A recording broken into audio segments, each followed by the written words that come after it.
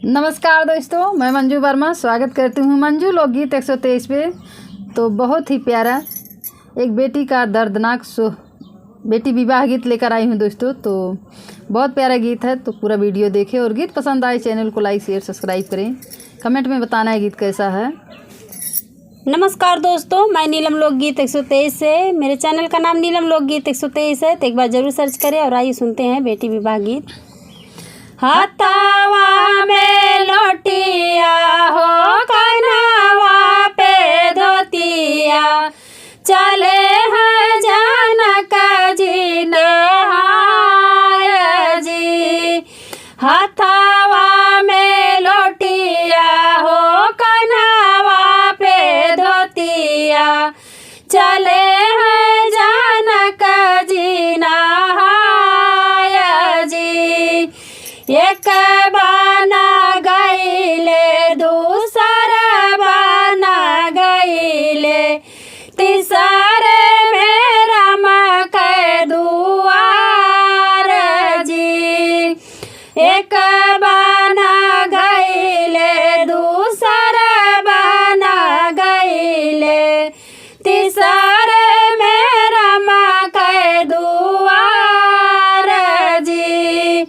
भीतरा से निकारी है बेटी हो शीतला रानी, नैना से ढूंढे लगे आस जी।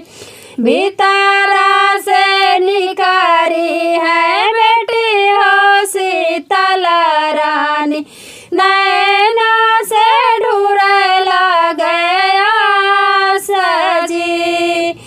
कैसे के रहिया भूलन मोरे बाबा, रहिया निहारो मैं तोहार जी।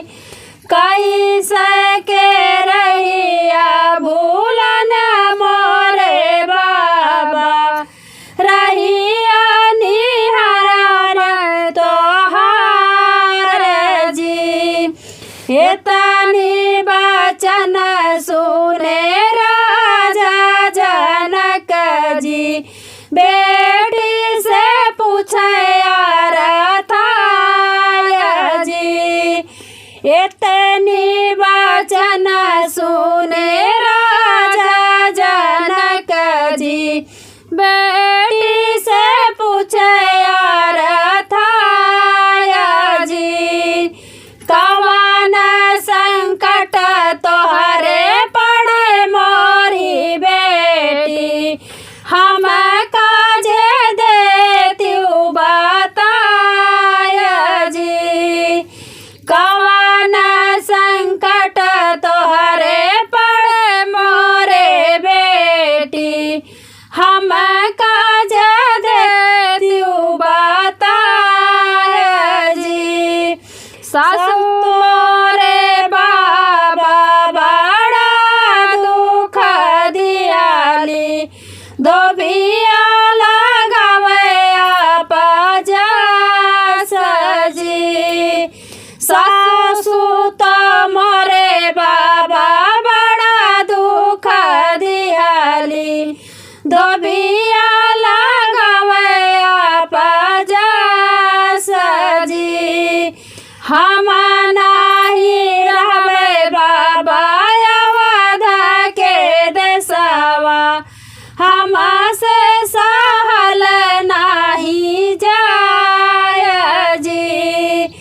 हम नाही रहबे बाबा अवध के देशवा, हम से सहल नाही जाय जी।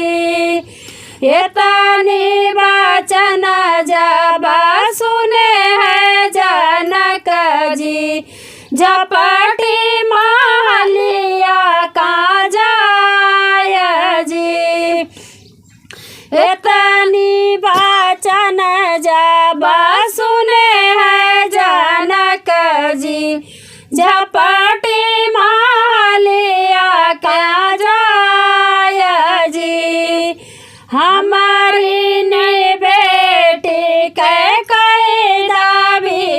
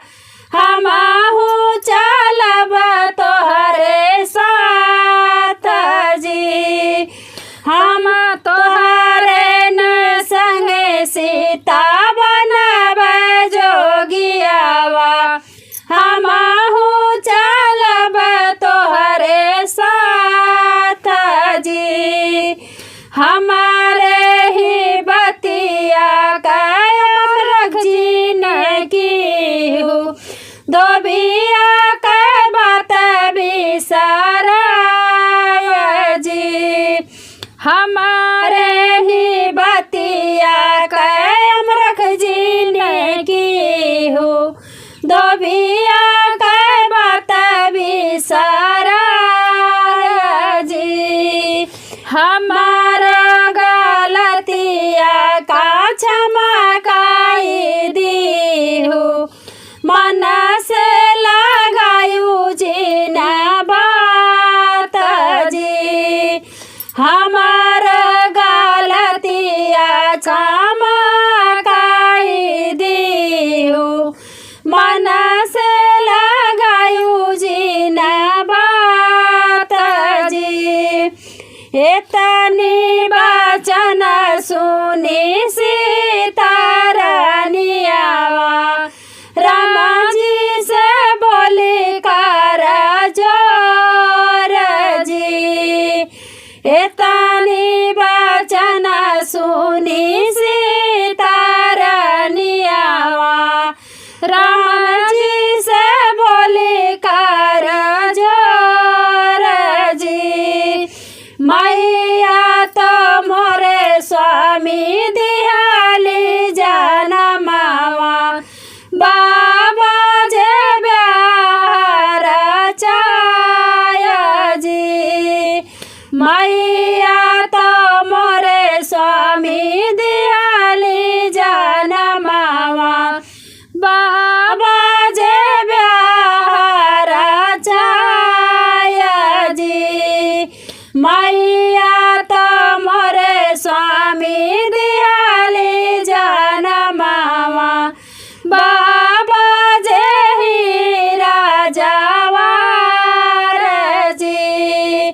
मैया तो मोरे स्वामी दिहाली जनमावा, बाबा जे हीरा जवार जी। विधना जे लिखे स्वामी हमारो करमावा, दुखावा सहल नाही जाय जी।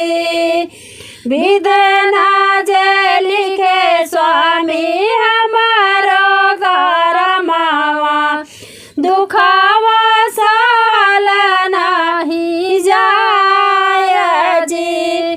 धन्यवाद दोस्तों।